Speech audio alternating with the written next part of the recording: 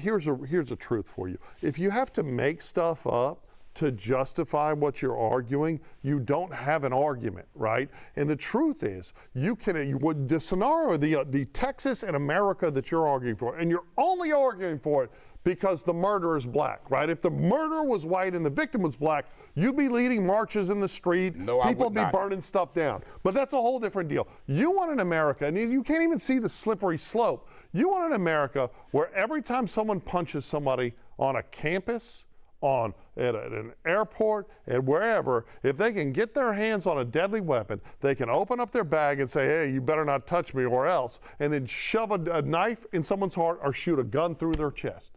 That's the America you want. I want an America to where if you are not a double standard America, not a two-system of justice America. That's all you want. Not laws for white folks and black folks. What I want is an America that says, if you go up to somebody who's not doing anything wrong to you, who's not threatening you, and you start threatening them, and then you follow up those threats by physically attacking them, they got a right to use whatever force that is necessary to stop that assault and that aggressor. That's the America that I want. See, that's but not unfortunately, the story that's out there. whenever black people or black men do that to a white person, yes, it's that's justified. what it is. Whenever That's a white person kill a black person, just thinking they were threatened, it's justified. So, you said on this show, and you said Daniel Penny was not guilty. You said on this show and said Daniel Penny should be found not guilty, that it was wrong that he be charged. And the young man that he choked to death did not physically assault Daniel Penny at all. He was threatening somebody else, and Daniel Penny intervened and choked him to death. So how in the hell can you sit here right now and say that a young man who was threatened over and over, as Carmelo Anthony was, and was punched, that he doesn't have a right to defend himself? Because in the other case, Mr. Penny is white, and in this case, in this case, Carmelo Anthony is black.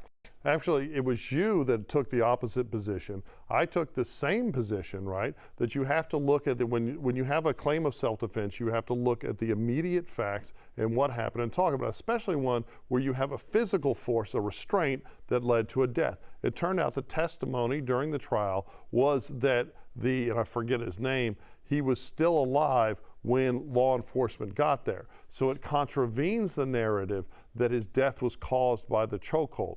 Now, I don't know. I didn't sit on the jury. And then it comes down to the reasonable use of non-deadly force, right? He was restraining him, and the question was to restrain too much. It's a very nuanced question, and that was my position. You want to make everything black or white because you're alive, but I'm not finished. Is it a crime to threaten somebody with physical harm? Again, there is no evidence. You a lawyer, based on witness testimony, Charles, is it a crime in Texas to threaten somebody with physical harm? Yes or no? It is a class. I let you go on. Yes or no, sir?